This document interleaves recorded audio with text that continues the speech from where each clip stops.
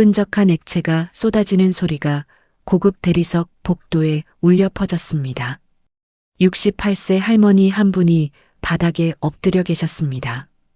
그 위로 커피가 흘러내리고 있었습니다. 자바치 프라푸치노였습니다. 달콤한 향기와는 전혀 어울리지 않는 처참한 광경이었습니다. 야, 너 지금 내 구두에 물 튀긴 거야?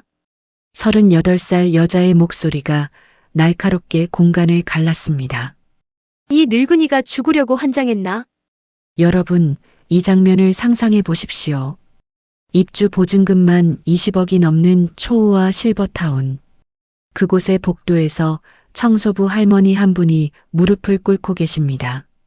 그리고 그 앞에는 12cm 하이힐을 신은 젊은 여자가 커피컵을 들고 서 있습니다. 빈 컵입니다. 방금 그 할머니 머리 위에 쏟아버렸으니까요. 그때는 아무도 몰랐습니다. 이 굴욕적인 순간이 대한민국 정계를 뒤흔들 거대한 폭풍의 시작이 될 줄은요. 그리고 더더욱 아무도 몰랐습니다. 커피를 뒤집어 쓰고도 미소 짓던 그 할머니의 진짜 정체를 말입니다. 이야기를 처음부터 들려드리겠습니다. 경기도 외곽 산자락이 병풍처럼 둘러싼 곳에 노블레스 가든이라는 실버타운이 있었습니다. 이름부터가 범상치 않죠. 노블레스, 귀족이라는 뜻입니다. 실제로 이곳은 귀족 아닌 사람은 발도 들여놓기 힘든 곳이었습니다. 입주 보증금 20억 원, 월 관리비만 800만 원, 전용 의료진 상주, 미슐랭 스타 출신 셰프가 운영하는 레스토랑, 개인 정원과 24시간 컨시어지 서비스, 대한민국에서 가장 부유한 노인들만 모인다는 그곳, 재벌가 어르신들, 퇴임한 고위 공직자들, 유명 예술가들, 그야말로 선택받은 자들만의 안식처였습니다. 그런 곳에 박순자라는 할머니가 계셨습니다. 올해 68살, 흰머리가 듬성듬성 섞인 단발머리에 늘 낡은 회색 작업복을 입고 다니셨습니다. 이 할머니의 일과는 단순했습니다. 아침 6시에 출근해서 복도를 닦고 화장실을 청소하고 쓰레기를 치우고 저녁 6시에 퇴근하는 것. 12시간 동안 묵묵히 걸레를 들고 이리저리 돌아다니시는 거죠. 입주민들 중에 이 할머니의 이름을 아는 사람은 거의 없었습니다. 그냥 청소하는 할머니 아니면 저기 그 아줌마 정도로 불렸습니다. 가끔 고개 숙여 인사를 해도 대부분은 쳐다보지도 않고 지나갔습니다. 투명 인간 같은 존재였습니다. 하지만 순자 할머니는 개의치 않으셨습니다. 매일 아침 같은 시간에 출근하고 같은 동선으로 청소하고 같은 자리에서 김밥 한 줄로 점심을 때우고 같은 시간에 퇴근하셨습니다. 웃는 얼굴로요. 누가 무시해도 누가 짜증을 내도 늘 같은 미소로 네, 고객님. 죄송합니다, 고객님. 하셨습니다. 동료 청소부들은 그런 순자 할머니를 좀 이상하게 여겼습니다. 순자 언니, 왜 그렇게 굽신거려? 우리도 사람인데. 순자 할머니는 그냥 웃으셨습니다. 그냥 그러려니 해. 나이 들면 다 그런 거야. 그게 순자 할머니의 대답이었습니다. 늘 그랬습니다. 화를 내는 법이 없었습니다. 억울해하는 기색도 없었습니다. 그래서 사람들은 순자 할머니를 만만하게 봤습니다. 저 할머니는 뭘 해도 괜찮겠지. 그런 분위기가 형성되어 있었습니다. 그리고 그날이 왔습니다. 토요일 오전 10시, 순자 할머니는 1층 로비에서 2층으로 올라가는 계단을 닦고 계셨습니다. 대리석 계단이었습니다. 아침에 입주민 한 분이 커피를 흘리고 가셔서 자국이 남지 않도록 정성껏 닦고 계셨죠. 무릎을 꿇고 걸레로 한 칸 한 칸 문지르고 계셨습니다. 그때 뒤에서 날카로운 소리가 들려왔습니다. 딱, 딱, 딱. 하이힐 소리였습니다. 12cm는 좋게 되어 보이는 붉은색 하이힐. 그 위로 흰색 트위드 재킷과 검은색 슬랙스.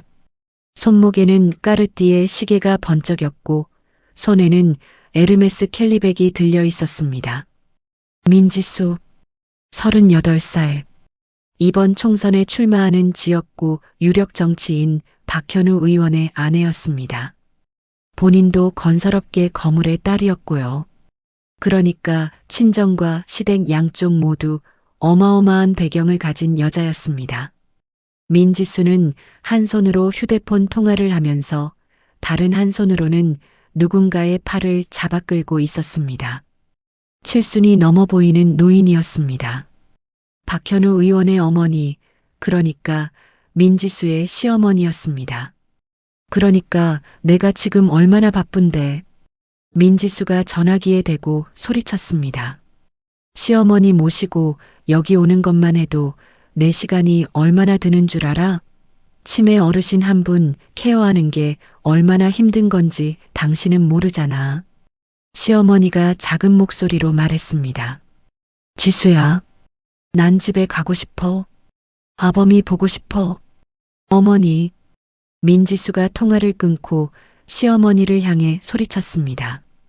아버님은 3년 전에 돌아가셨다고요. 몇 번을 말해야 알아들으세요? 제가 지금 얼마나 바쁜지 아세요? 어머니 여기 모셔다 드리느라 오늘 약속 3개나 취소했어요. 시어머니의 눈가에 눈물이 고였습니다.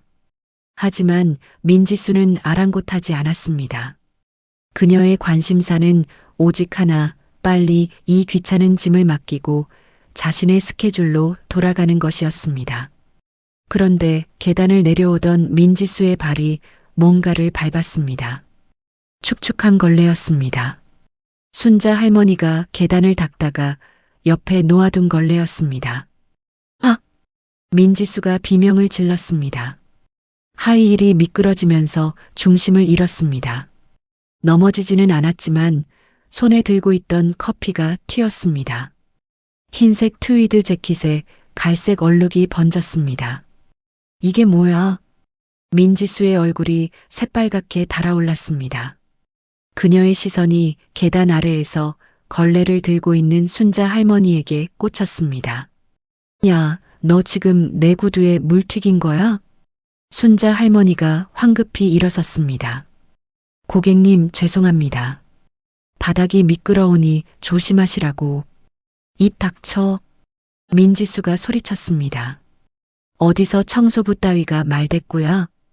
그 목소리가 어찌나 컸는지 로비에 있던 사람들이 일제히 고개를 돌렸습니다. 순자 할머니는 고개를 숙인 채 아무 말도 하지 않았습니다. 하지만 민지수는 거기서 멈추지 않았습니다. 이 재킷이 얼마짜리인 줄 알아? 샤넬 리미티드 에디션이야. 네가 평생 벌어도 못 사. 그리고 이 구두 봐. 루브탱 한정판이라고. 1200만 원짜리야. 순자 할머니가 조용히 대답했습니다. 고객님, 정말 죄송합니다. 제가 세탁비를. 세탁비? 민지수가 비웃었습니다. 세탁비라고? 하?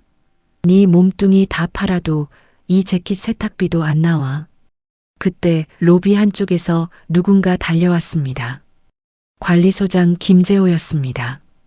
50대 초반의 남자로 늘 입주민들에게 굽실거리기로 유명한 사람이었습니다. 아이고, 사모님. 김 소장이 허리를 90도로 꺾으며 달려왔습니다. 박 의원님 사모님 아니십니까?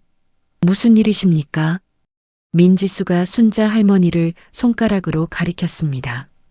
저 청소부가 내 옷에 물을 튀겼어요. 보세요, 이 얼룩. 어떻게 할 거예요? 김 소장의 얼굴이 사색이 되었습니다. 그는 박현우 의원이 이번 총선에서 이 지역에 출마한다는 걸 알고 있었습니다. 그리고 노블레스 가든 재단이 그 의원에게 정치 후원금을 대고 있다는 것도요. 만약 이 일로 박 의원 부부의 심기를 건드리면 자신의 자리도 위험해질 수 있었습니다. 박 아주머니.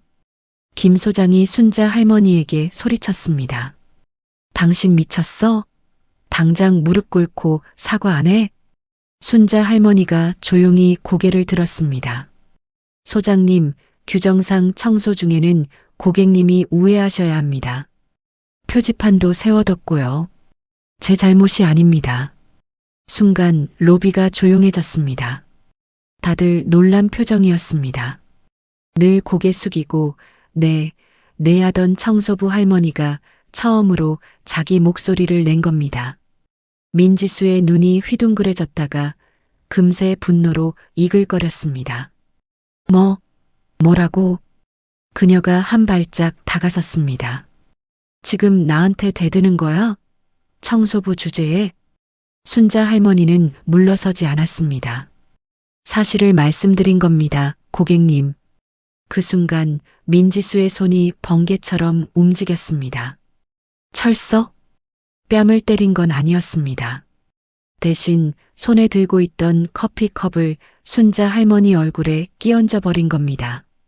차가운 자바치 프라푸치노가 할머니의 얼굴과 작업복을 적셨습니다. 초콜릿 칩 조각들이 흰머리 사이로 떨어져 내렸습니다. 이게 네 주제야. 민지수가 차갑게 말했습니다. 더러운 건 더러운 걸로 씻어야지. 로비에 있던 사람들이 숨을 죽였습니다. 누구도 나서지 않았습니다. 김 소장도 다른 직원들도 입주민들도 모두가 그저 지켜보기만 했습니다. 순자 할머니는 얼굴에서 커피를 닦으며 천천히 고개를 들었습니다. 그런데 이상했습니다. 할머니의 눈에 분노나 수치심이 보이지 않았습니다.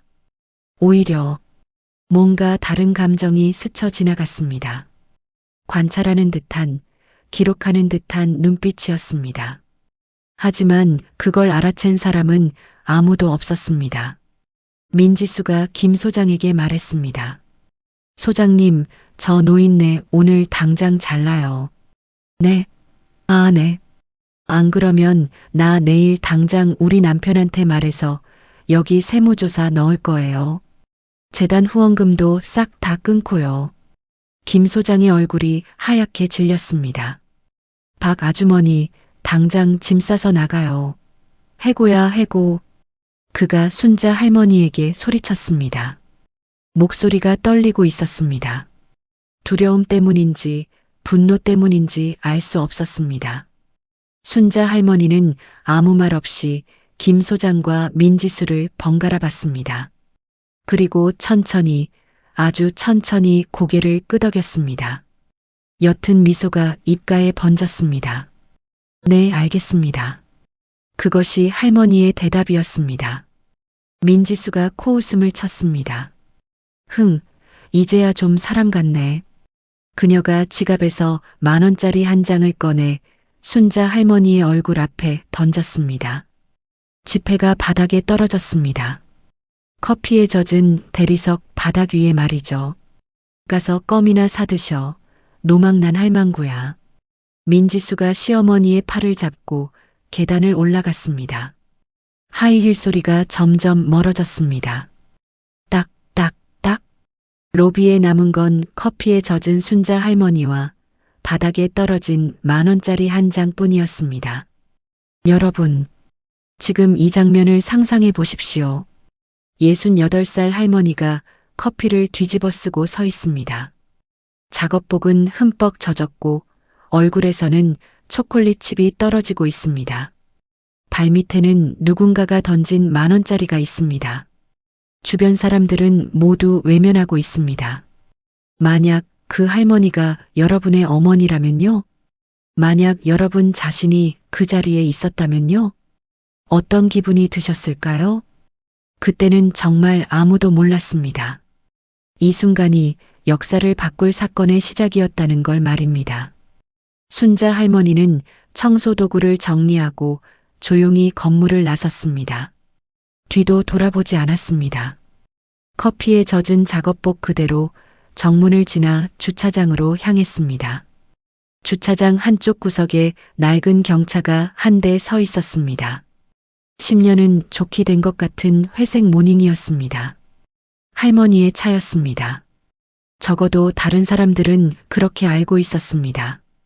할머니가 차에 타기 직전 작업복 가슴팍에 달린 단추 하나를 만졌습니다. 평범한 검은색 단추처럼 보였습니다. 하지만 그것은 단추가 아니었습니다. 초소형 고화질 바디캠, 최신형 장비였습니다. 8시간 연속 녹화가 가능하고 4K 화질의 오디오 녹음까지 되는 제품이었습니다. 단추 모양으로 위장된 그 장비는 오늘 있었던 모든 일을 기록하고 있었습니다. 할머니가 운전석에 앉아 핸드폰을 꺼냈습니다. 단순한 스마트폰이 아니었습니다. 보안이 강화된 특수 단말기였습니다. 화면을 몇 번 터치하자 바디캠 영상이 자동으로 업로드되기 시작했습니다. 그리고 전화를 걸었습니다. 나다. 할머니의 목소리가 달라져 있었습니다. 조금 전까지 네, 고객님 하던 굽신거리는 목소리가 아니었습니다. 낮고 단호한 목소리였습니다. 지시를 내리는 사람의 목소리였습니다. 오늘 자료 방금 보냈어. 편집 없이 원본 그대로 보관해둬. 전화기 너머에서 누군가가 대답했습니다. 이사장님 확인했습니다. 그런데 괜찮으십니까? 괜찮아. 예상했던 거야. 그래도 이건 너무 됐어. 내일 이사회 소집해. 아침 9시. 그리고 박 의원 부부도 꼭 참석시키고. 네. 박 의원이요? 무슨 명목으로? 후원금 관련 논의라고 해. 그 사람들 돈 얘기에는 꼭 오거든. 알겠습니다. 이사장님. 그리고 할머니가 잠시 말을 멈췄습니다. 백미러로 자신의 얼굴을 봤습니다. 커피 자국이 아직 남아 있었습니다. 내 수트 준비해줘. 감색 실크 수트. 그리고 변호인단도. 몇 분이나 대기시킬까요? 3명이면 돼. 대형 로펌에서. 알겠습니다. 전화를 끊고 할머니는 시동을 걸었습니다. 경차가 천천히 주차장을 빠져나갔습니다. 그런데 이상한 점이 있었습니다. 할머니의 차는 청소부들이 사는 외곽 지역으로 가지 않았습니다. 대신 도심 한복판으로 향했습니다. 그것도 가장 비싼 동네로요. 30분쯤 달렸을까요? 차가 한 건물 앞에 멈췄습니다. 40층짜리 초고층 주상복합이었습니다. 서울에서도 손꼽히는 고급 건물이었습니다. 할머니가 지하 주차장으로 들어갔습니다. 그런데 경차가 멈춘 곳은 일반 주차 구역이 아니었습니다. 펜트하우스 전용이라고 쓰인 전용 주차 구역이었습니다. 엘리베이터를 탔습니다. 40층 버튼을 눌렀습니다. 문이 열리자 나타난 건 상상을 초월하는 공간이었습니다. 400평짜리 펜트하우스. 통유리창 너머로 서울 시내가 한눈에 내려다 보였습니다. 거실에는 피카소의 진품이 걸려 있었고 한쪽에는 그랜드 피아노가 놓여 있었습니다. 모든 가구가 유럽에서 공수한 앤티크 제품이었습니다. 이곳이 박순자 할머니의 집이었습니다. 아니, 박순자 할머니의 여러 집 중 하나였습니다. 할머니가 욕실로 들어가 샤워를 했습니다. 커피에 젖은 작업복은 쓰레기통으로 들어갔습니다. 대신 실크 가운을 걸치고 나왔습니다. 거실 소파에 앉아 와인 한 잔을 따랐습니다. 1990년산 로만의 콩티였습니다. 한 병에 수천만 원짜리 와인이었습니다. 할머니가 와인을 홀짝이며 창밖을 내다봤습니다. 해가 지고 있었습니다. 서울의 야경이 하나둘씩 불을 밝히기 시작했습니다. 전화벨이 울렸습니다. 네. 이사장님, 내일 이사회 참석자 명단 확정되었습니다. 박현우 의원 부부도 참석 확인되었고요. 좋아. 그리고 김재호 소장에게도 참석 통보했습니다. 잘했어. 이사장님, 정말 괜찮으신 겁니까? 오늘 있었던 일. 할머니가 웃었습니다. 소리 없이 차갑게. 괜찮아. 오히려 고마워하고 있어. 그 사람들이 스스로 무덤을 파줬으니까. 전화를 끊고 할머니는 다시 와인을 들었습니다. 그리고 혼잣말을 했습니다. 민지수 씨, 네가 던진 건 쓰레기가 아니야. 네 남편의 정치 생명이었어. 창밖의 야경이 할머니의 얼굴에 비쳤습니다. 그 얼굴에는 분노도 슬픔도 수치심도 없었습니다. 대신 계산된 냉정함만이 있었습니다. 사냥꾼이 먹이를 노리는 눈빛이었습니다. 여러분, 이쯤 되면 궁금하시죠? 이 할머니가 대체 누구길래 청소부 행세를 하면서 노블레스 가든에서 일했던 걸까요? 그 이유를 알려면 시간을 조금 거슬러 올라가야 합니다. 50년 전으로 말이죠. 1975년 박순자는 18살이었습니다. 충청도 시골 마을에서 태어났습니다. 논밭만 끝없이 펼쳐진 곳이었습니다. 집안은 가난했습니다. 아버지는 소장농이었고 어머니는 남의 집 빨래를 해서 생계를 이었습니다. 형제는 5명, 순자는 막내딸이었습니다. 학교는 중학교까지만 다녔습니다. 더 다니고 싶었지만 집안 형편이 허락하지 않았습니다. 15살에 학교를 그만두고 서울로 올라왔습니다. 식모살이를 하기 위해서였습니다. 처음 일한 집은 종로구의 한 부잣집이었습니다. 아침 5시에 일어나 밤 10시까지 일했습니다. 설거지, 빨래, 청소, 요리. 쉬는 날은 한 달에 하루뿐이었습니다. 월급은 쌀 한 가마니 값이었습니다. 그래도 순자는 불평하지 않았습니다. 대신 밤마다 몰래 책을 읽었습니다. 부잣집 아이들이 버린 교과서를 쓰레기통에서 주워다가 읽었습니다. 국어, 영어, 수학, 역사. 닥치는 대로 읽었습니다. 순자야, 너 왜 그리 책을 좋아하니? 주인집 마님이 한 번은 물었습니다. 모르겠어요, 마님. 그냥 글자를 보면 마음이 편해져요. 마님이 웃었습니다. 비웃는 웃음이었습니다. 식모가 책을 읽어서 뭐하게? 시집이나 잘 가야지. 순자는 대답하지 않았습니다. 속으로만 생각했습니다. 두고 보세요. 언젠가 제가 마님보다 더 많이 배우고 더 많이 가질 거예요. 21살이 되던 해 순자의 인생에 전환점이 찾아왔습니다.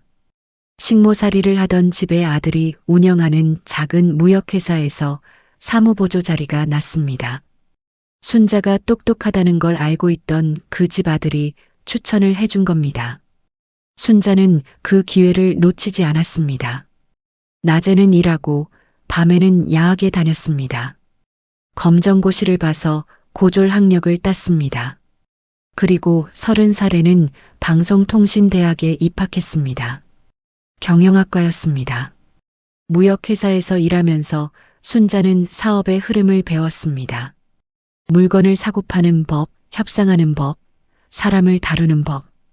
타고난 머리가 좋았던 데다 현장에서 직접 배운 경험이 더해지니 실력이 빠르게 늘었습니다. 35살이 되던 해 순자는 결심을 했습니다. 내 사업을 하자. 퇴직금과 모아둔 돈을 탈탈 털어 작은 무역회사를 차렸습니다. 중국에서 생활용품을 수입해서 파는 회사였습니다. 처음에는 직원 2명뿐인 조그만 사무실이었습니다. 하지만 순자에게는 남들에게 없는 것이 있었습니다. 근성, 그리고 사람을 보는 눈. 순자는 물건을 파는 게 아니라 신뢰를 팔았습니다. 한번 거래한 사람은 절대 놓치지 않았습니다. 약속은 무조건 지켰습니다. 밤을 새워서라도요.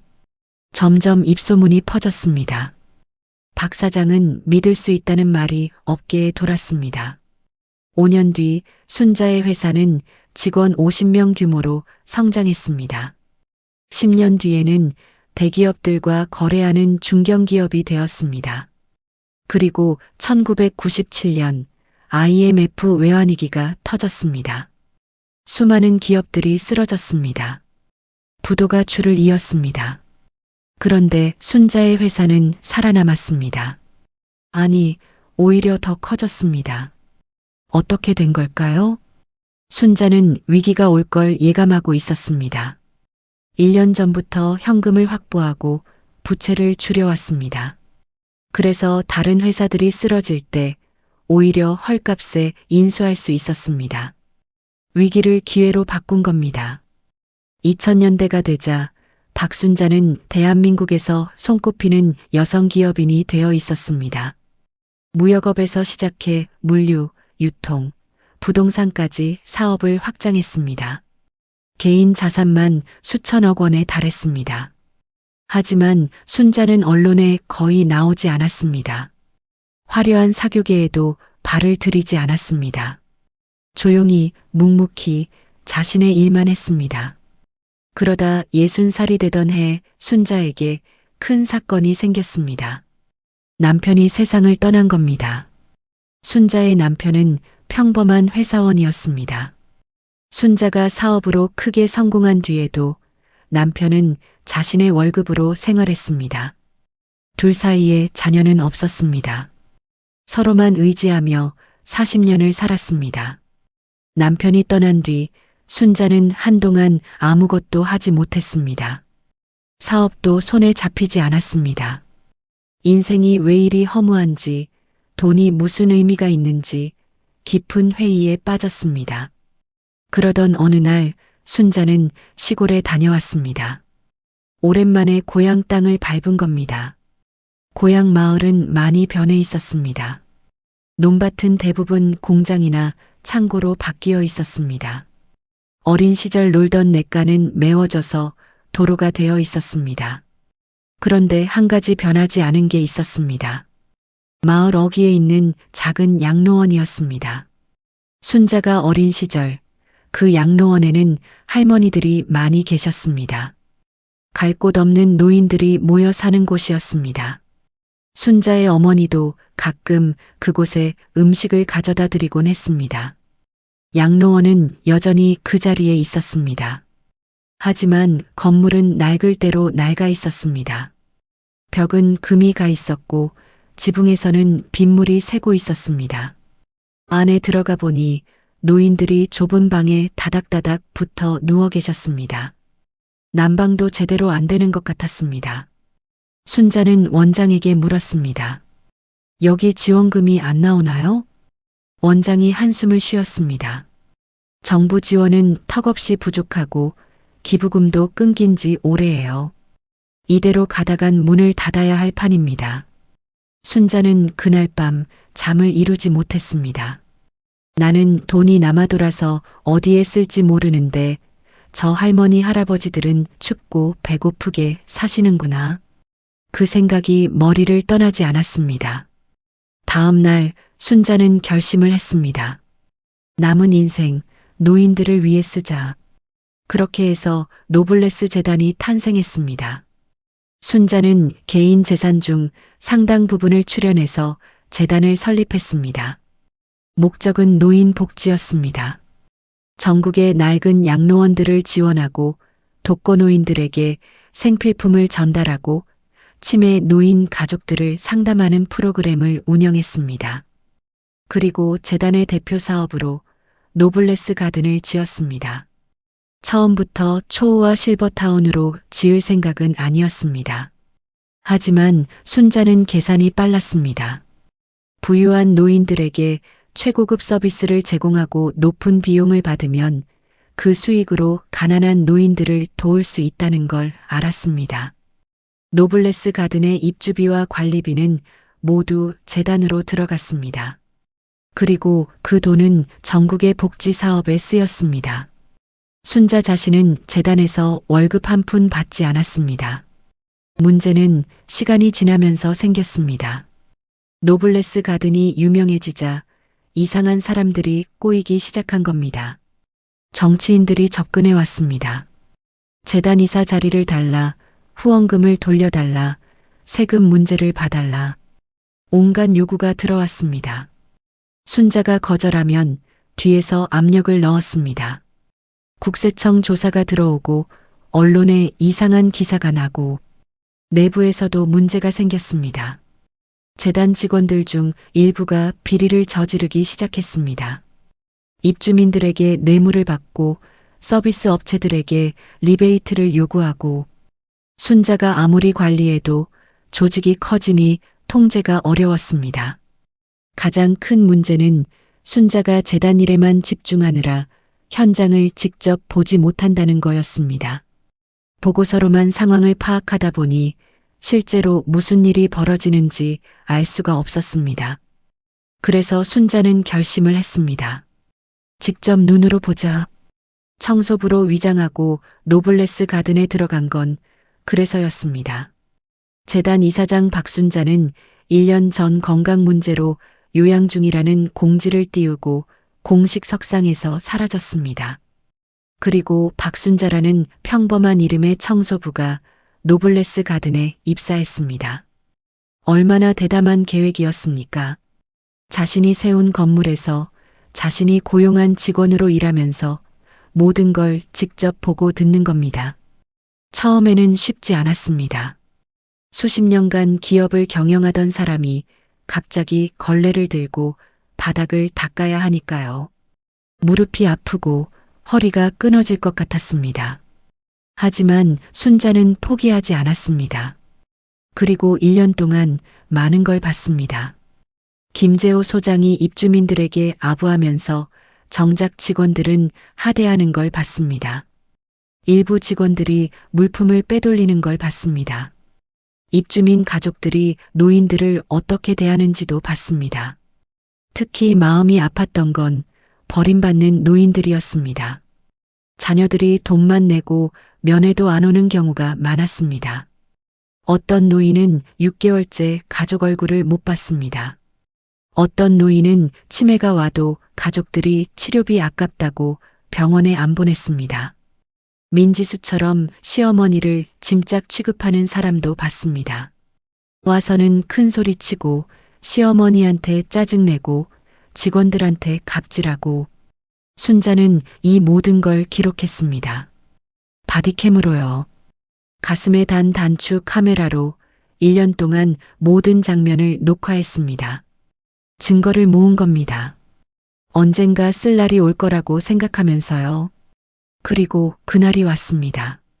민지수가 커피를 끼얹고 음식물 쓰레기를 던지고 해고시킨 그날 말입니다. 솔직히 말하면 순자는 그날 일부러 민지수를 건드렸습니다. 아니, 정확히 말하면 민지수가 터지길 기다리고 있었습니다. 민지수 같은 사람은 조금만 자극해도 본색을 드러냅니다. 순자는 그걸 알고 있었습니다. 1년 동안 지켜봤으니까요. 민지수가 올 때마다 직원들에게 어떻게 하는지, 시어머니를 어떻게 대하는지 다 봐왔습니다. 그래서 그날 일부러 민지수의 동선에 걸레를 놓았습니다. 민지수가 화를 낼 거라는 걸 알면서요. 예상대로였습니다.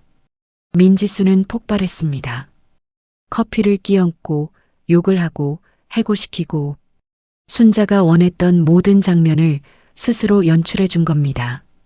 고화질 영상으로요. 음성 녹음까지 완벽하게요. 여러분, 이쯤 되면 드는 생각이 있으시죠?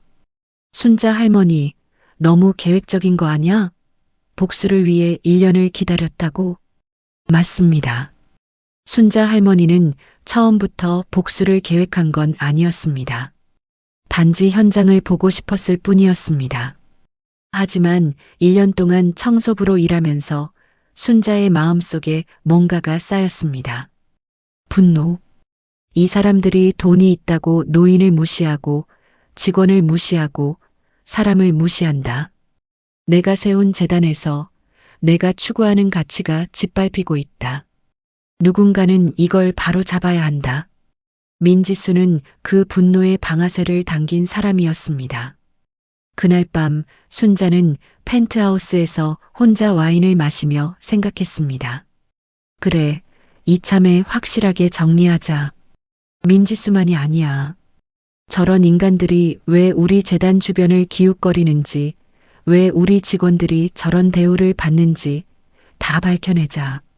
그리고 바꾸자.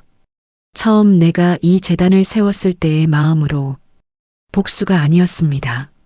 정이었습니다. 적어도 순자 할머니는 그렇게 믿었습니다. 그런데 말입니다. 일이 그렇게 단순하지 않았습니다. 민지수의 남편 박현우 의원. 그 사람이 보통 정치인이 아니었거든요. 박현우는 45살의 삼선 국회의원이었습니다. 외모가 훤칠했습니다. 키 180cm에 단정한 이목구비, 부드러운 미소, 텔레비전 카메라 앞에서 빛나는 타입이었습니다. 차세대 대선 주자라는 수식어가 붙어 다녔습니다. 출신 배경도 화려했습니다. 아버지가 한때 장관을 지낸 인물이었고 집안 자체가 정치 명문가였습니다. 서울대 법대를 나왔고 하버드 로스쿨에서 석사를 땄습니다. 검사 출신으로 정계에 입문해서 10년 만에 당의 핵심 인물이 되었습니다. 문제는 겉과 속이 달랐다는 겁니다. 박현우는 공식 석상에서는 서민의 벗, 약자의 대변인을 자처했습니다. 노인 복지 예산 확대를 주장했고 갑질 근절 법안을 발의했습니다. 언론 인터뷰만 보면 정말 따뜻하고 정의로운 사람처럼 보였습니다. 하지만 뒤에서는 달랐습니다. 건설업체들로부터 불법 후원금을 받는다는 소문이 파다했습니다. 지역개발 사업에 입김을 넣어서 특정 업체에 몰아준다는 의혹도 있었습니다. 물론 증거가 없어서 문제가 되지 않았을 뿐이었습니다. 그리고 그의 아내 민지수. 민지수의 친정아버지는 건설업계의 거물이었습니다. 민건설이라는 중견 건설사의 회장이었는데 박현우가 관련된 개발 사업에 빠지지 않고 참여했습니다. 사위와 장인이 손을 잡고 사업을 벌인다는 소문이 업계에서는 공공연한 비밀이었습니다. 노블레스 재단도 그 관계망에 걸려 있었습니다. 3년 전 박현우 의원 측에서 재단에 접근해 왔습니다. 노인 복지 정책 연구를 위한 후원금이라는 명목으로 매년 5억 원씩 받고 싶다고 했습니다. 물론 그 대가로 재단에도 좋은 일이 있을 거라고 암시했습니다. 당시 순자는 요양 중이라는 핑계로 공식 석상에 나오지 않았기 때문에 재단 실무진들이 이 문제를 처리했습니다.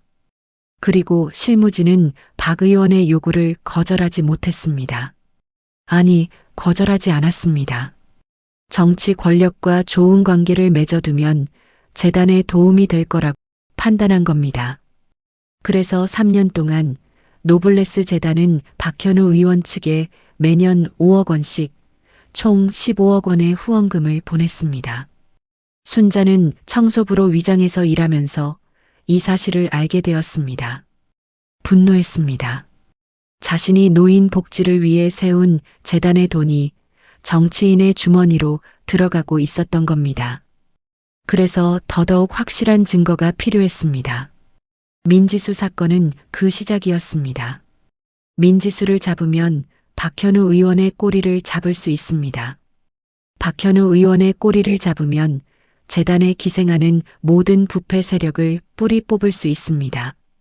순자 할머니는 그렇게 생각했습니다. 그런데 말입니다. 박현우 의원도 바보가 아니었습니다. 순자 할머니가 움직이기 시작했다는 걸 그도 눈치채고 있었습니다. 사건 당일 밤 박현우 의원은 집에서 아내 민지수의 얘기를 들었습니다. 오늘 노블레스 가든에서 청소부 노인네가 내 옷에 물을 튀겼어. 그래서 바로 잘라버렸어. 박현우가 고개를 끄덕였습니다. 잘했어. 그런 건 확실하게 처리해야지. 그런데 잠시 후 박현우의 비서에게서 전화가 왔습니다. 의원님, 긴급 보고 드립니다. 노블레스 재단에서 내일 긴급 이사회를 소집했습니다. 뭐? 갑자기? 네. 그리고 의원님 부부도 참석해달라고 연락이 왔습니다. 박현우의 눈이 가늘어졌습니다. 무슨 명목이래? 후원금 관련 논의라고 합니다. 박현우는 전화를 끊고 잠시 생각에 잠겼습니다. 이상했습니다. 노블레스 재단 이사장은 1년 전부터 건강 문제로 공석이었습니다. 그동안 이사회는 형식적으로만 열렸고 실무진들이 알아서 재단을 운영했습니다. 그런데 갑자기 긴급 이사회라니. 게다가 하필 오늘 아내가 재단 소속 청소부를 해고시킨 날의 말입니다. 박현우는 직감적으로 느꼈습니다. 뭔가 잘못되고 있다. 그는 비서에게 전화를 걸었습니다. 노블레스 재단 이사장 박순자에 대해 다시 조사해봐. 정말 요양 중인 건지, 어디서 뭘 하고 있는지. 알겠습니다, 의원님. 다음 날 아침 비서의 보고가 왔습니다. 의원님, 이상한 점을 발견했습니다. 박순자 이사장이 요양 중이라던 병원에 확인해 봤는데 1년 전에 퇴원했다고 합니다. 뭐? 퇴원 이후 행적은 파악이 안 됩니다. 마치 일부러 숨은 것 같습니다. 박현우의 얼굴이 굳어졌습니다. 그 순간 어제 아내가 한 말이 떠올랐습니다. 청소부 노인네가 물을 튀겼어. 설마 그 청소부가?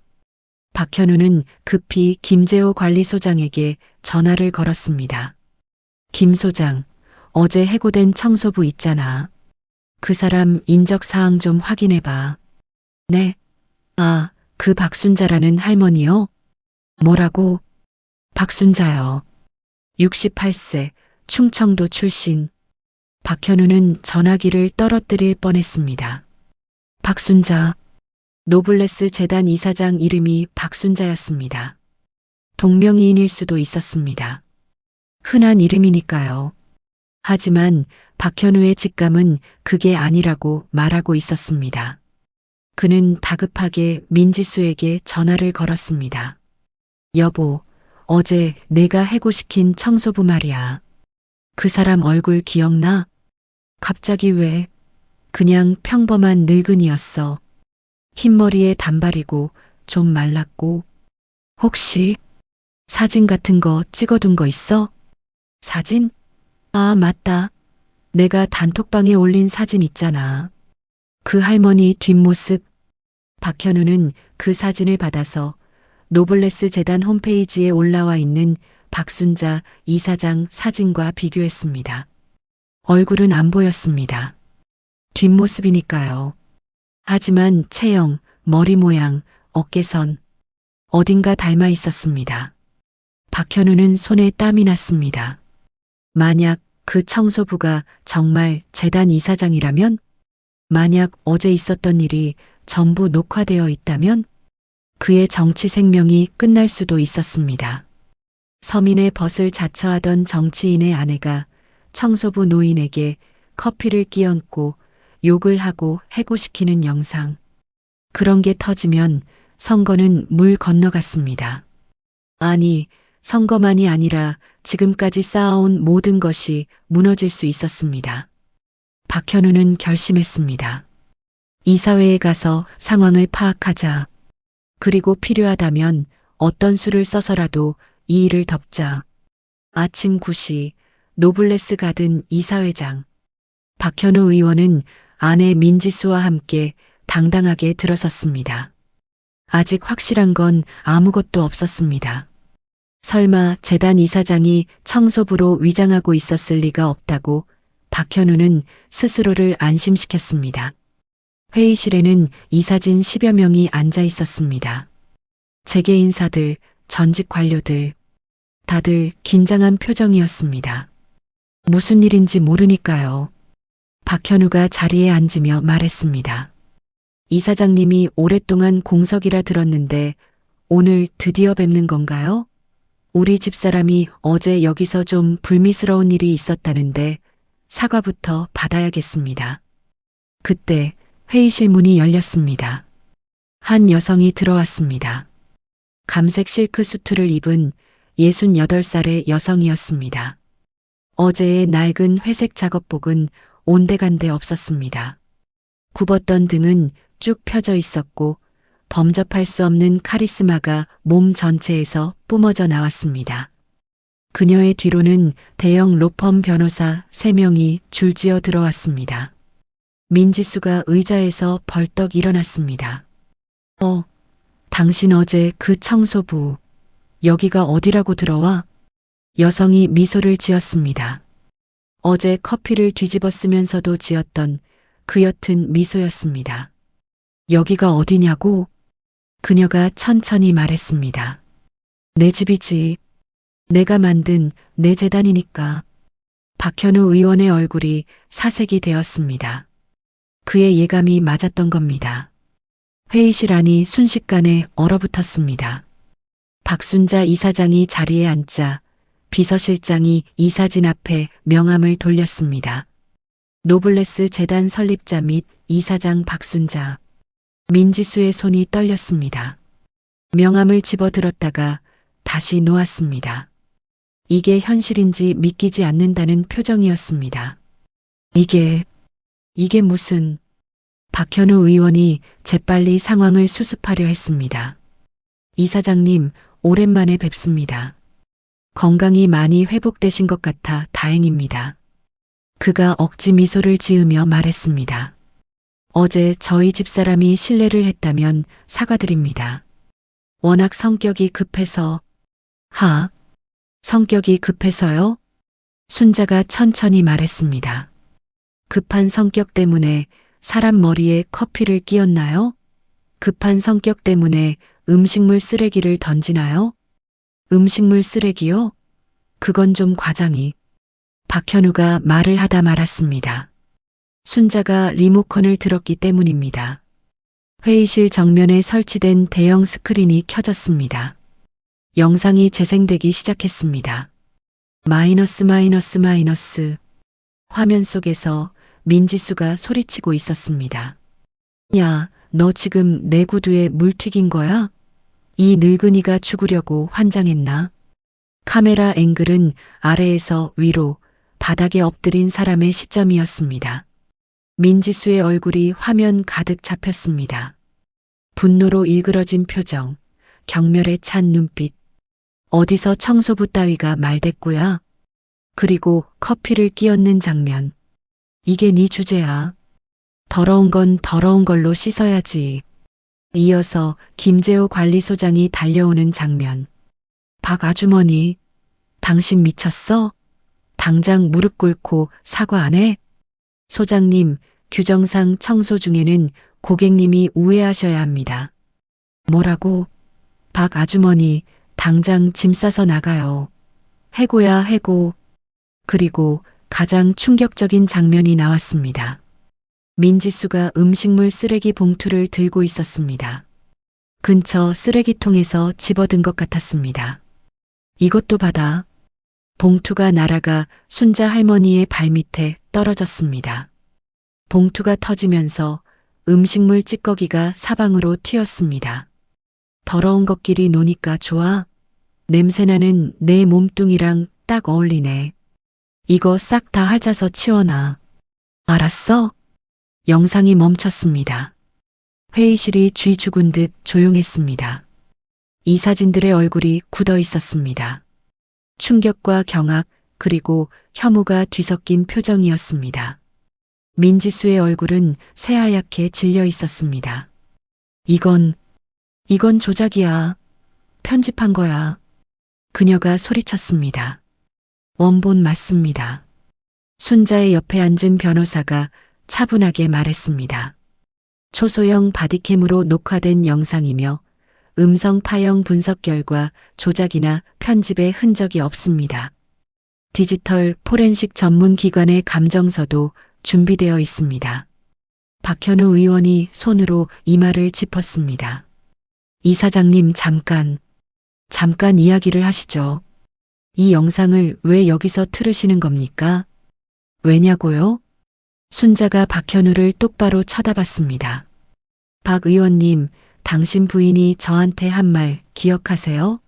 우리 남편한테 말해서 여기 세무조사 넣을 거야. 재단 후원금도 싹 다 끊어버릴 줄 알아. 그 말 하셨잖아요. 박현우의 눈이 흔들렸습니다. 그건 순간의 감정에서 순간의 감정요? 그럼 이건 어떻습니까? 순자가 리모컨을 다시 눌렀습니다. 새로운 영상이 재생되었습니다. 이번에는 민지수 혼자가 아니었습니다. 화면 속에서 민지수가 김재호 소장과 이야기하고 있었습니다. 날짜를 보니 일주일 전이었습니다. 김 소장님, 우리 시어머니 방 좀 좋은 데로 옮겨주세요. 2층 남향으로. 아, 사모님, 그 방은 지금 다른 분이 쓰고 계셔서. 그러니까 그분 빼고 우리 시어머니 넣으라고요. 돈 문제예요? 얼마 더 내면 돼요? 그게 규정상. 민지수의 목소리가 날카로워졌습니다. 김 소장님, 내 말 안 들리세요? 내 남편이 누군지 알잖아요. 이번 선거에서 우리 남편 당선되면 이 지역 예산 다 우리 손에 들어와요. 노블레스 가든 허가 갱신도 곧 있을 텐데 협조 안 하면 어떻게 되는지 알죠? 김 소장이 고개를 숙였습니다. 알겠습니다, 사모님. 처리하겠습니다. 영상이 또 바뀌었습니다. 이번에는 박현우 의원 본인이 등장했습니다. 화면 속에서 박현우 의원이 노블레스 가든 VIP 라운지에 앉아 있었습니다. 맞은편에는 노블레스 재단의 사무총장이 앉아 있었습니다. 사무총장님, 이번 달 후원금 좀 더 올려주실 수 없습니까? 선거 자금이 좀 빠듯해서요. 의원님, 작년에 이미 5억을 드렸는데. 그건 그거고요. 이번 선거가 중요한 거 아시잖아요. 당선되면 노인 복지 예산 확대하는데 제가 힘쓸 겁니다. 재단에도 당연히 좋은 일이 있겠죠. 사무총장님, 이렇게 생각하시면 돼요. 이건 후원금이 아니라 투자입니다. 제가 커지면 재단도 같이 커지는 거예요. 영상이 멈췄습니다. 이번에는 이사진들이 웅성거리기 시작했습니다. 이게 무슨 재단 후원금을 정치 자금으로? 선거법 위반 아닙니까? 의원님, 해명하셔야죠. 박현우 의원의 얼굴에 땀이 송글송글 맺혔습니다. 이건 맥락이 잘린 겁니다. 대화의 전후 사정을 보면. 전후 사정이요? 순자가 차갑게 웃었습니다. 박 의원님, 이 영상들은 이미 전국 주요 언론사에 송출되었습니다. 방금 전 기자회견이 시작됐어요. 박현우의 얼굴이 사색이 되었습니다. 뭐라고요? 순자가 손목시계를 봤습니다. 지금쯤이면 뉴스 속보로 뜨고 있겠네요. 박현우 의원 부인, 노인 폭행 모욕 영상 공개. 박현우 의원, 불법 정치 후원금 의혹. 이런 제목으로요. 민지수가 비명을 질렀습니다. 안 돼. 그거 내려요. 당장 내려. 그녀가 순자에게 달려들었습니다. 옷깃을 잡으려 했습니다. 변호사들이 재빨리 막아섰습니다. 민지수 씨, 지금 이 장면도 녹화되고 있습니다. 조심하시는 게 좋겠습니다. 민지수의 손이 허공에서 멈췄습니다. 주위를 둘러봤습니다. 회의실 곳곳에 카메라가 설치되어 있었습니다. 그녀의 다리에 힘이 풀렸습니다. 그 자리에 주저앉았습니다. 왜 이러는 거야? 그냥 청소부잖아. 그냥 청소부한테 좀 뭐라 한 것뿐인데. 순자가 천천히 민지수 앞에 섰습니다. 그냥 청소부요? 순자의 목소리는 낮고 단단했습니다. 민지수 씨, 당신이 던진 건 쓰레기가 아니에요. 당신 남편의 정치 생명이에요. 민지수가 고개를 들었습니다. 눈가에 눈물이 고여 있었습니다. 살려주세요. 제발 살려주세요. 살려달라고요? 순자가 고개를 저었습니다. 민지수 씨, 당신이 어제 저한테 한 말 기억해요? 노망난 할망구라고 했죠? 내 몸뚱이 다 팔아도 이 구두 한 짝 못 산다고 했죠? 그리고 껌이나 사드셔라면서 10,000원짜리 던졌죠? 순자가 지갑에서 뭔가를 꺼냈습니다. 10,000원짜리 지폐였습니다. 어제 민지수가 던진 바로 그 지폐였습니다. 이거 돌려드릴게요. 순자가 지폐를 민지수 앞에 내려놓았습니다. 바닥에요. 민지수가 어제 순자 발밑에 던졌던 것처럼요. 가서 껌이나 사드세요. 민지수 씨. 민지수의 몸이 부들부들 떨렸습니다. 굴욕감에 얼굴이 불그락푸르락했습니다. 그때 박현우 의원이 일어섰습니다. 이사장님, 잠깐만요. 그의 목소리에 절박함이 묻어났습니다. 이사장님, 제가 사과하겠습니다. 집사람 대신 제가 무릎 꿇고 사과하겠습니다. 그러니 제발 영상 내려주십시오. 네. 조건이 뭡니까? 뭘 원하십니까? 순자가 박현우를 바라봤습니다. 뭘 원하냐고요? 네. 돈입니까? 얼마든지 드리겠습니다. 땅입니까? 사업입니까? 뭐든지 할 테니까 제발. 박현우가 진짜로 무릎을 꿇으려 했습니다. 순자가 손을 들어 그를 멈췄습니다. 박 의원님, 그녀의 목소리는 여전히 차분했습니다. 저는 돈을 원하는 게 아닙니다. 그럼 뭘? 진실이요. 순자가 한 발짝 다가섰습니다. 박 의원님, 3년 동안 우리 재단에서 받아간 돈이 총 얼마죠? 15억 원입니다. 노인 복지를 위해 쓰라고 보낸 돈이요. 그 돈 어디에 썼습니까? 박현우의 입술이 파르르 떨렸습니다. 그건 정책 연구에. 거짓말하지 마세요. 순자의 목소리가 날카로워졌습니다. 그 돈 다 선거 자금으로 썼잖아요. 민건설에서 받은 불법 후원금과 합쳐서. 그리고 민건설 민 회장은 그 대가로 지역개발 사업 수주를 받았고요. 박현우의 얼굴이 흙빛으로 변했습니다. 어떻게 그걸? 1년 동안 조사했습니다. 순자가 말했습니다. 청소부로 일하면서 이것저것 많이 봤어요. 김 소장이 사무총장한테 보고하는 것도 봤고, 사무총장이 의원님 비서한테 돈 전달하는 것도 봤고, 다 녹화해뒀습니다.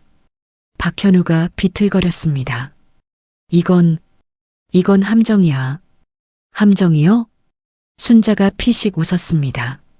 박 의원님, 함정을 파신 건 당신들이에요. 저는 그냥 빠지시도록 지켜본 것 뿐이고요. 그 순간 회의실 문이 벌컥 열렸습니다. 기자들이었습니다. 플래시 세례가 터졌습니다. 카메라 셔터 소리가 쏟아졌습니다. 박 의원님, 불법 정치 자금 의혹에 대해 해명해 주십시오. 부인 민지수 씨의 노인 폭행 영상에 대해 입장이 어떻습니까? 노블레스 재단과의 유착 관계를 인정하십니까? 박현우 의원이 기자들을 피해 뒷문으로 도망치려 했습니다. 하지만 뒷문에도 기자들이 기다리고 있었습니다. 사방이 막혀 있었습니다. 민지수는 바닥에 주저앉은 채 울고 있었습니다. 으아, 안 돼, 안 돼. 그 모습을 내려다보며 순자가 조용히 말했습니다. 민지수 씨, 어제 제가 엎드려 있던 자리가 어딘지 기억해요? 민지수가 흐느끼며 고개를 들었습니다. 바로 거기에요. 순자가 가리킨 곳은 민지수가 지금 주저앉아 있는 바로 그 자리였습니다. 어때요? 거기서 보는 세상이. 순자가 돌아섰습니다. 사람은요, 민지수 씨, 올라갈 때가 있으면 내려갈 때도 있는 거예요. 그리고 내려갈 때 자기가 올라가면서 밟았던 사람들 얼굴이 다 보이거든요. 회의실을 나서면서 순자가 마지막으로 말했습니다. 이제 확실히 보이시죠? 그날 오후 대한민국이 발칵 뒤집혔습니다. 모든 뉴스 채널에서 같은 영상이 돌았습니다. 박현우 의원 부인 민지수 68세 청소부 노인에게 커피 투척 음식물 쓰레기 투척. 해당 노인이 알고 보니 노블레스 재단 설립자, 자산 수천억 원대 기업인 박현우 의원, 재단 후원금 15억 원 불법 유용 의혹. 인터넷은 불이 났습니다. 민지수의 SNS 계정에는 수만 개의 비난 댓글이 달렸습니다. 청소부라고 무시하더니 알고 보니 재벌이었네. 크크크 인생 드라마. 진짜 사람 무시하면 안 되는 이유. 저런 인간이 국회의원 부인? 나락골이. 음식물 쓰레기 던지다니 진짜 인간이 아니네. 청와대 국민청원 게시판에도 글이 올라왔습니다. 박현우 의원 자격 박탈 및 공직 퇴출을 청원합니다. 하루 만에 20만 명이 동의했습니다. 박현우 의원의 소속 정당에서도 움직임이 있었습니다. 당대표가 긴급 기자회견을 열었습니다. 박현우 의원의 행위는 당의 가치관과 전혀 맞지 않습니다. 철저한 조사를 통해 사실관계가 확인되면 엄중히 처분하겠습니다. 사실상 손절이었습니다. 박현우 의원은 그날 저녁 자택 앞에서 기자회견을 열었습니다. 국민 여러분께 고개 숙여 사과드립니다. 그가 허리를 90도로 숙였습니다. 제 아내의 행동으로 많은 분들께 실망을 드렸습니다. 그리고 재단 후원금과 관련된 의혹에 대해서도 성실히 조사에 협조하겠습니다. 기자들이 질문을 쏟아냈습니다. 의원님, 후보직 사퇴 의향 있으십니까? 불법 정치 자금 의혹 인정하시는 겁니까? 부인 민지수 씨는 어디 있습니까? 박현우 의원은 대답하지 못했습니다. 입술만 달싹거리다가 결국 보좌관들의 부축을 받으며 자택 안으로 들어갔습니다. 민지수는 그날부터 모습을 감췄습니다. 자택에도 없었고 친정에도 없었습니다. 언론에서는 해외 도피설까지 나왔습니다. 며칠 뒤 더 큰 폭탄이 터졌습니다. 검찰이 박현우 의원 사무실을 압수수색했습니다. 노블레스 재단에서 받은 후원금의 흐름을 추적한 결과 정치자금법 위반 혐의가 충분하다고 판단한 겁니다. 동시에 민건설에도 세무조사가 들어갔습니다. 민지수의 친정아버지 민 회장이 비상이 걸렸습니다. 탈세 및 뇌물 의혹까지 불거진 겁니다. 박현우 의원은 결국 총선 후보직을 사퇴했습니다. 기자회견에서 그는 말했습니다. 당과 지지자분들께 누가 되지 않기 위해 출마를 포기하기로 결정했습니다. 한때 차세대 대선 주자라 불리던 사람의 초라한 최후였습니다. 여러분, 여기까지가 이 사건의 절반입니다. 나머지 절반은 이제부터 시작됩니다. 솔직히 말씀드리면 저도 처음에는 순자 할머니 편이었습니다. 당연하죠. 무고한 노인에게 커피를 끼얹고 쓰레기를 던지고 해고까지 시킨 사람이 벌을 받는 건 당연한 일이니까요. 하지만 시간이 지나면서 묘한 의문이 들기 시작했습니다. 순자 할머니, 정말 무고한 피해자였을까요? 1년 동안 청소부로 위장해서 정보를 모으고 민지수가 폭발하도록 일부러 자극하고 영상을 찍어서 언론에 뿌리고 이게 정의인가요? 아니면 복수인가요? 그리고 가장 큰 의문.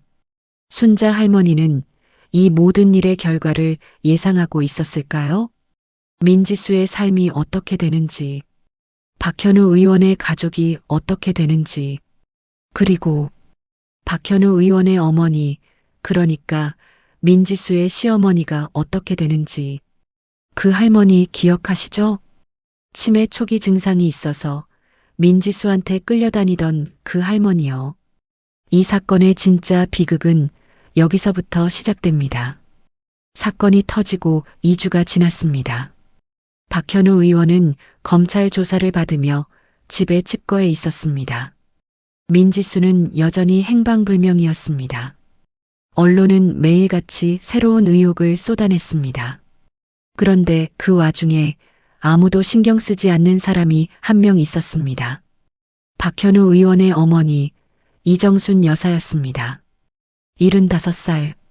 치매 초기 진단을 받은 상태였습니다.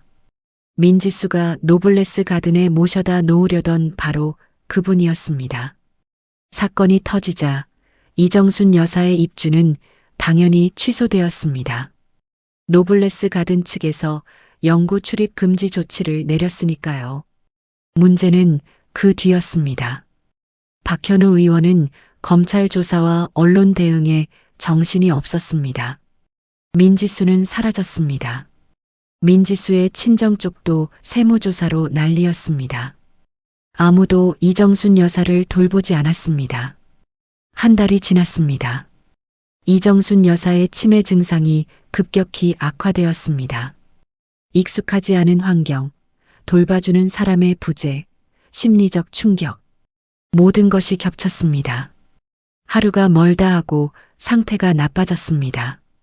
어느 날 이정순 여사가 집에서 실종되었습니다. 새벽에 혼자 나갔다가 돌아오지 않은 겁니다. 경찰이 수색에 나섰습니다. 이틀 뒤 도심 외곽의 한 공원에서 발견되었습니다. 탈수와 저체온증, 병원으로 옮겨졌지만 상태가 심각했습니다. 일주일 뒤 이정순 여사는 눈을 감으셨습니다. 이 소식을 들은 순자 할머니의 반응은 어땠을까요? 순자는 펜트하우스에서 그 뉴스를 봤습니다. 한동안 화면을 바라봤습니다. 그리고 창밖을 보며 오랫동안 아무 말도 하지 않았습니다. 이사장님 괜찮으십니까? 비서실장이 조심스럽게 물었습니다. 순자는 대답하지 않았습니다. 그날 밤 순자는 잠을 이루지 못했습니다. 이정순 여사의 얼굴이 자꾸 떠올랐습니다. 사건 당일 민지수한테 끌려다니면서 집에 가고 싶어, 아범이 보고 싶어 라고 작은 목소리로 말하던 그 얼굴. 순자는 그때 아무것도 하지 않았습니다. 민지수를 막지도 않았고 이정순 여사를 도와주지도 않았습니다. 자신의 계획에 집중하느라 정작 눈앞에서 고통받는 노인은 보지 못했습니다. 내가 잘한 걸까? 순자는 스스로에게 물었습니다. 민지수와 박현우는 벌을 받았어. 그건 당연한 거야. 나쁜 짓을 했으니까. 하지만 이정순 여사는 뭘 잘못했지? 그분은 그냥 치매에 걸린 불쌍한 노인이었을 뿐인데, 내가 영구 출입 금지 조치를 내리지 않았더라면, 내가 이정순 여사만이라도 따로 돌봐줬더라면. 순자의 눈에 눈물이 맺혔습니다. 60년 가까이 사업을 하면서 순자는 늘 냉철했습니다.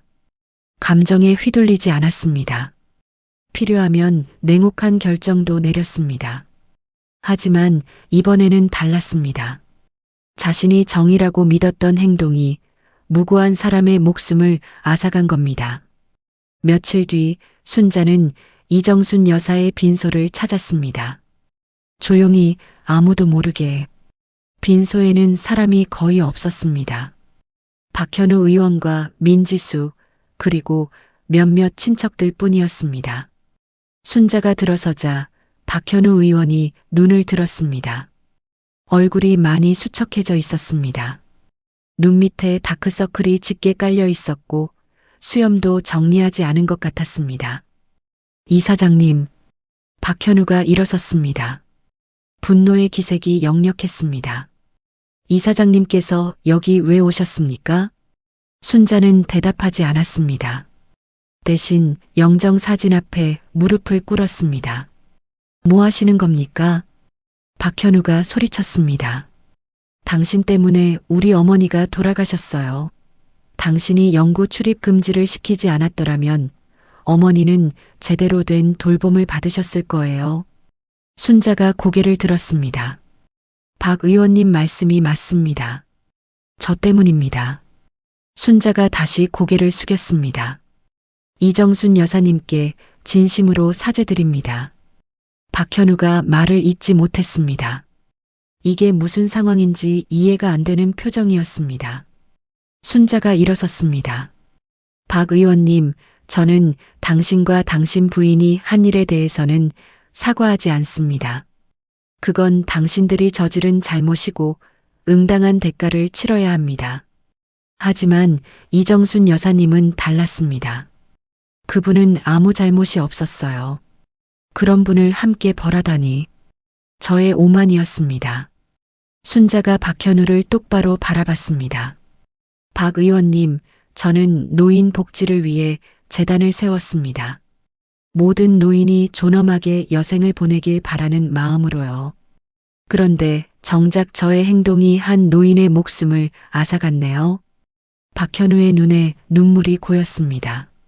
분노인지 슬픔인지 알 수 없는 감정이었습니다. 그러니까 뭘 어쩌겠다는 겁니까? 순자가 깊이 고개를 숙였습니다. 이정순 여사님의 명예를 위해 제가 할 수 있는 일을 하겠습니다. 장례 비용은 제가 부담하겠습니다. 그리고 재단 이름으로 이정순 여사님 기념 장학금을 만들겠습니다. 치매 노인 가족들을 위한 지원 사업도 시작하겠습니다. 그걸로 어머니가 돌아오십니까? 박현우가 떨리는 목소리로 물었습니다. 아니요. 순자가 대답했습니다. 돌아오지 않습니다. 그래서 더 가슴이 아픕니다. 순자가 빈소를 나섰습니다. 문 앞에서 잠시 멈춰 섰습니다. 박 의원님, 뒤를 돌아보지 않고 말했습니다. 당신이 저를 용서하든 안 하든 저는 제 잘못을 안고 살아갈 겁니다. 그게 제가 받아야 할 벌이니까요. 그 뒤로 순자는 달라졌습니다. 예전처럼 냉철하고 단호한 모습은 어디론가 사라졌습니다. 대신 어딘가 쓸쓸하고 지친 기색이 얼굴에 묻어났습니다. 재단 업무는 계속했습니다. 하지만 예전만큼 열정적이지 않았습니다. 이사장실에 홀로 앉아 창밖을 바라보는 시간이 길어졌습니다. 어느 날 비서실장이 조심스럽게 물었습니다. 이사장님 혹시 후회하고 계신 건가요? 순자가 한참 만에 대답했습니다. 후회라. 그런 건지 모르겠어. 그냥 생각이 많아. 정의가 뭔지, 복수가 뭔지, 벌이 뭔지. 예전에는 분명하다고 생각했는데 이제는 잘 모르겠어. 순자가 한숨을 쉬었습니다. 민지수는 벌을 받아야 마땅한 사람이야.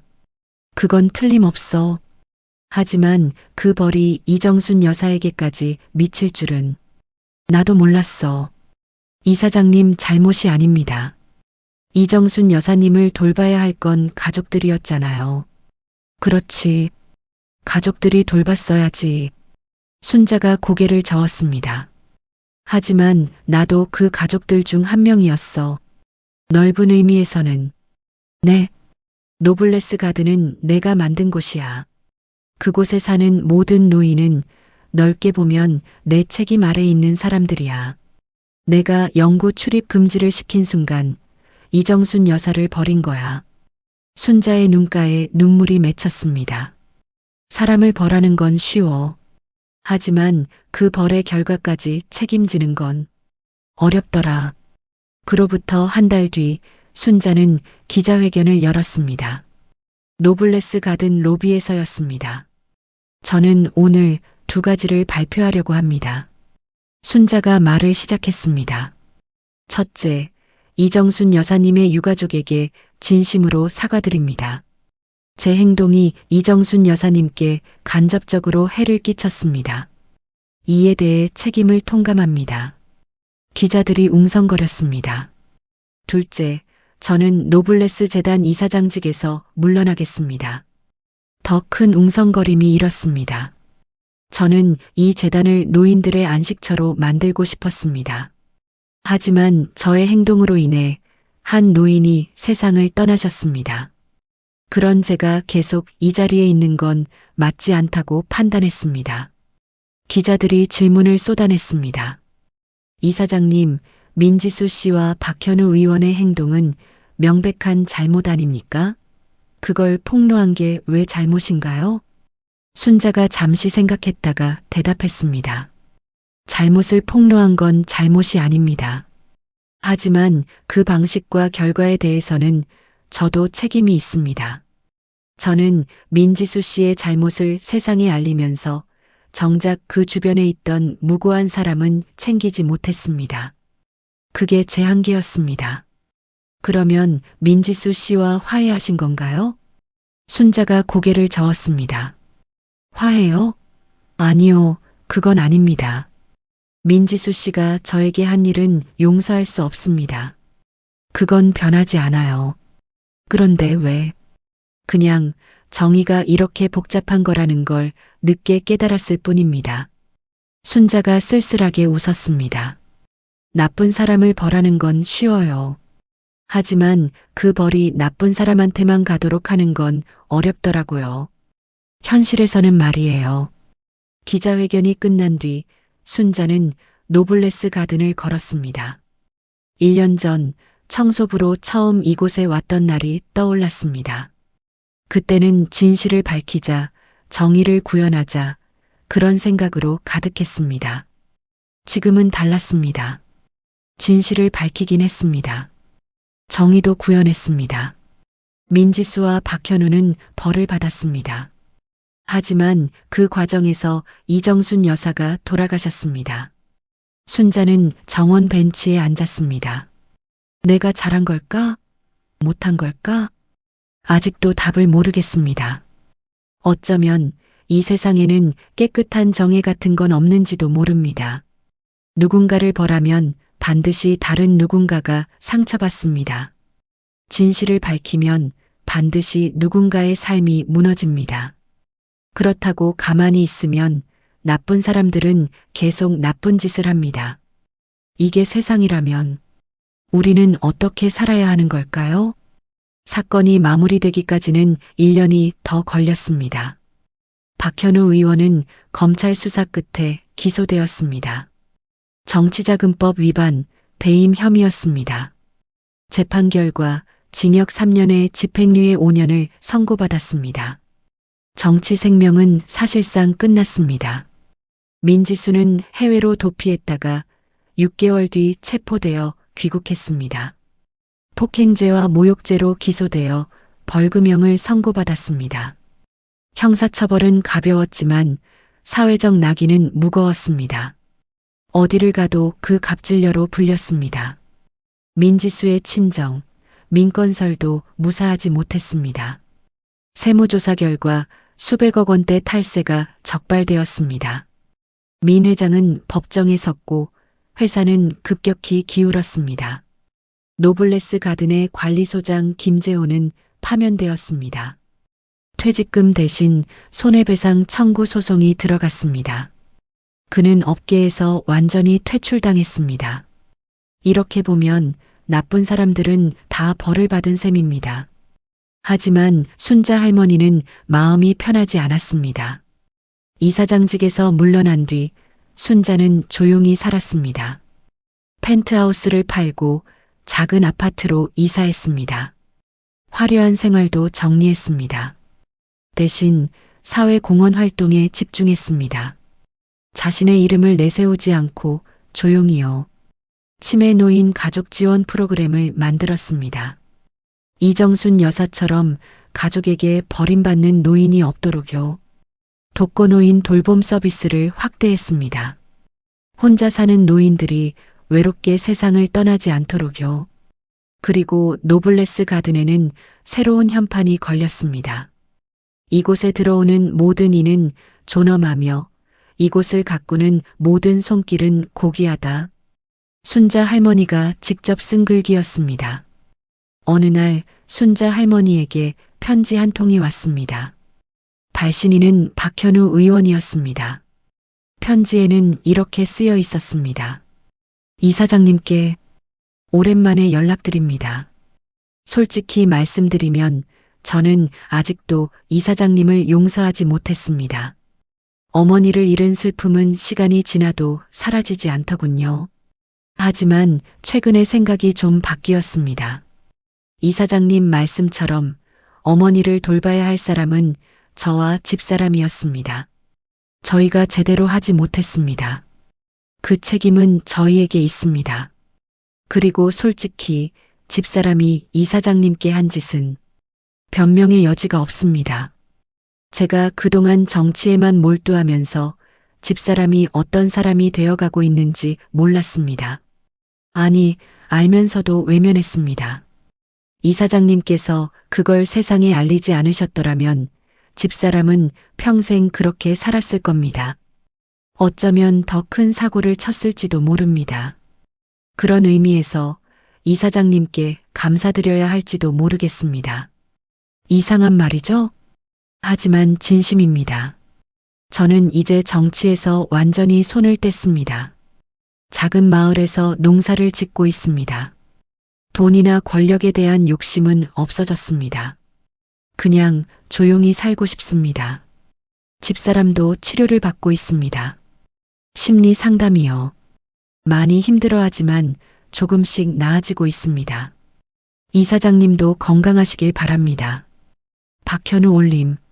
순자는 편지를 읽고 한참 동안 창밖을 바라봤습니다. 그리고 답장을 썼습니다. 박현우 씨께 편지 감사합니다. 솔직히 답장을 쓸까 말까 고민했습니다. 무슨 말을 해야 할지 모르겠더라고요. 저도 아직 마음이 편하지 않습니다. 이정순 여사님 생각을 하면 가슴이 아픕니다. 그분께 제가 더 잘해드렸어야 했습니다. 하지만 박현우 씨의 편지를 읽고 조금은 마음이 놓입니다. 적어도 제 행동이 완전히 헛되지는 않았구나 싶어서요. 민지수 씨가 치료를 받고 있다고 하셨죠. 다행입니다. 사람은 변할 수 있다고 저는 믿습니다. 민지수 씨도 이번 일을 계기로 달라질 수 있으면 좋겠습니다. 저도 조용히 살고 있습니다. 이제 나이가 나이인지라 큰 일은 하기 어렵고요. 그냥 제가 할 수 있는 작은 일들을 하면서 하루하루를 보내고 있습니다. 박현우 씨도 건강하시길 바랍니다. 그리고 이정순 여사님 제사에는 저도 조용히 참석해도 될까요? 직접 인사드리고 싶습니다. 박순자 올림. 답장이 왔습니다. 오십시오. 어머니도 기뻐하실 겁니다. 몇 달 뒤 이정순 여사의 일주기가 되었습니다. 순자는 작은 시골 마을의 납골 땅을 찾았습니다. 박현우 의원이 기다리고 있었습니다. 두 사람은 한동안 말없이 서 있었습니다. 그리고 나란히 묵념을 올렸습니다. 이정순 여사님, 편히 쉬십시오. 순자가 조용히 말했습니다. 그리고 죄송합니다. 제가 더 잘해드렸어야 했는데 박현우가 옆에서 말했습니다. 어머니가 살아계셨다면 이사장님을 탓하지 않으셨을 겁니다. 그래요? 네. 어머니는 원래 그런 분이셨거든요. 누구든 용서하시는. 순자가 고개를 끄덕였습니다. 그런 분이셨으면 저보다 훨씬 좋은 분이시네요. 두 사람이 납골 땅을 나왔습니다. 가을 햇살이 따스했습니다. 이사장님, 박현우가 말했습니다. 앞으로 어떻게 하실 건가요? 순자가 잠시 생각했습니다. 글쎄요. 아직 잘 모르겠어요. 그냥 하루하루 최선을 다해 살아야죠. 제가 할 수 있는 일을 하면서요. 순자가 하늘을 올려다봤습니다. 박현우 씨, 저는 이번 일을 겪으면서 하나 깨달은 게 있어요. 뭔가요? 정이라는 건 생각보다 어려운 거더라고요. 박현우가 고개를 끄덕였습니다. 나쁜 사람을 벌하는 건 쉬워요. 하지만 그 벌이 온전히 나쁜 사람한테만 가도록 하는 건 거의 불가능하더라고요. 주변 사람들, 가족들, 무고한 사람들까지 다 영향을 받아요. 그래도 그냥 가만히 있으면 나쁜 짓은 계속되고요. 어느 쪽을 선택해도 누군가는 상처받아요. 순자가 쓸쓸하게 웃었습니다. 그래서 저는 결론을 못 냈어요. 제가 한 일이 옳았는지 그른지 아직도 모르겠어요. 박현우가 말했습니다. 이사장님, 제가 감히 말씀드릴 수 있는 건 아니지만 네, 적어도 이사장님 덕분에 저는 많이 변했습니다. 예전 같으면 평생 그렇게 살았을 거예요. 권력에 취해서 사람을 무시하면서 이사장님이 저를 세상 앞에 세우지 않으셨다면 저는 끝까지 깨닫지 못했을 겁니다. 순자가 박현우를 바라봤습니다. 그러니까 제가 이사장님께 할 수 있는 말은 하나예요. 박현우가 고개를 숙였습니다. 감사합니다. 그리고 죄송합니다. 순자는 집으로 돌아왔습니다. 작은 아파트의 거실에 앉아 창밖을 바라봤습니다. 정의가 뭘까? 복수가 뭘까? 벌이 뭘까? 아직도 답은 모르겠습니다. 하지만 한 가지는 깨달았습니다. 사람은 서로에게 영향을 미칩니다. 좋은 영향이든 나쁜 영향이든 민지수는 순자에게 굴욕을 줬습니다. 하지만 그 덕분에 순자는 자신의 재단에서 벌어지는 일들을 세상에 알릴 수 있었습니다. 순자는 민지수를 벌했습니다. 하지만 그 과정에서 이정순 여사가 돌아가셨습니다. 박현우는 모든 것을 잃었습니다. 하지만 그 덕분에 새로운 삶을 시작할 수 있었습니다. 이것이 세상의 진리일지도 모릅니다. 어떤 행동이든 그 결과는 예측할 수 없습니다. 우리가 할 수 있는 건 그저 최선을 다해 선택하고 그 결과를 받아들이는 것뿐입니다. 후회가 있더라도요. 아픔이 있더라도요. 그래도 앞으로 나아가는 수밖에요. 여러분, 긴 이야기 들어주셔서 감사합니다. 이제 이 사연을 마무리할 시간입니다. 저는 이 이야기를 정리하면서 많은 생각이 들었습니다. 처음에는 권선징악 이야기라고 생각했습니다. 나쁜 사람이 벌받고 착한 사람이 이기는 이야기요. 하지만 자세히 들여다보니 그렇게 단순하지 않더라고요. 순자 할머니는 착한 사람이었을까요? 그분은 정의를 위해 행동하셨습니다. 민지수의 만행을 세상에 알리고 재단의 부패를 척결하셨습니다. 하지만 동시에 이정순 여사라는 무고한 분이 희생되셨습니다. 순자 할머니 본인도 그 점을 인정하셨습니다. 그래서 이사장직에서 물러나셨고 평생 그 죄책감을 안고 사시기로 하셨습니다. 이게 과연 해피엔딩일까요? 저는 잘 모르겠습니다. 민지수는 나쁜 사람이었을까요? 분명히 그녀가 한 행동은 나빴습니다. 노인을 모욕하고 폭행하고 사람을 무시하는 건 어떤 이유로도 정당화될 수 없습니다. 하지만 그녀도 결국은 사람입니다. 어딘가에서 그런 성격이 형성되었을 겁니다. 어쩌면 그녀도 누군가에게 상처받은 사람일지도 모릅니다. 물론 그게 그녀의 행동을 정당화하지는 않습니다. 하지만 사람을 나쁜 사람으로만 규정하면 그 사람이 변할 기회를 빼앗는 것 같기도 합니다. 민지수가 치료를 받고 변하고 있다는 소식이 사실이라면 그건 다행인 일입니다. 이 이야기에서 가장 안타까운 분은 이정순 여사입니다. 그분은 아무 잘못이 없었습니다. 그저 치매에 걸린 노인이었을 뿐입니다. 가족에게 제대로 된 돌봄을 받지 못하고 결국 외롭게 세상을 떠나셨습니다. 어쩌면 이분이 이 사건의 진짜 희생자일지도 모릅니다. 민지수와 박현우의 잘못으로 순자 할머니의 복수로 그 모든 것의 결과가 이분에게 쏟아진 겁니다. 이런 일이 없어야 합니다. 부모를 짐짝처럼 여기는 자녀들, 돈만 내고 면회는 안 오는 가족들, 노인을 무시하는 사회. 이런 것들이 바뀌어야 합니다. 여러분에게 질문을 드리고 싶습니다. 만약 여러분이 순자 할머니의 입장이었다면 어떻게 하셨을까요? 민지수에게 커피와 쓰레기를 맞고 부당하게 해고당했다면요. 그냥 참으셨을까요? 아니면 순자 할머니처럼 복수하셨을까요?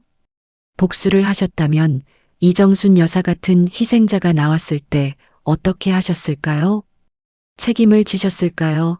아니면 그건 내 잘못이 아니야 라고 하셨을까요? 정답은 없습니다. 저도 모릅니다. 다만 이 이야기를 통해 우리 모두가 조금 더 생각해 볼 수 있으면 좋겠습니다. 정의란 무엇인가? 복수란 무엇인가? 그리고 사람을 대하는 품격이란 무엇인가? 마지막으로 순자 할머니가 노블레스 가든에 걸어두신 현판의 문구를 다시 읽어드리겠습니다. 이 말이 우리 사회 전체에 해당되면 좋겠습니다. 청소부도 경비원도 식당 종업원도 모든 사람이 존엄하게 대우받는 세상. 돈이 많든 적든 지위가 높든 낮든 모든 사람이 서로를 존중하는 세상. 그런 세상이 오면 좋겠습니다. 오늘 이야기는 여기까지입니다. 긴 사연 끝까지 들어주신 여러분, 진심으로 감사드립니다. 이 이야기가 여러분의 마음에 조금이라도 와닿았다면 좋아요와 구독 부탁드립니다. 그리고 댓글로 여러분의 생각도 남겨주세요. 순자 할머니의 행동이 옳았다, 아니다. 너무 지나쳤다. 어떤 의견이든 좋습니다. 여러분과 함께 이야기 나누고 싶습니다. 다음에도 좋은 사연으로 찾아뵙겠습니다. 건강하시고 행복하세요. 감사합니다.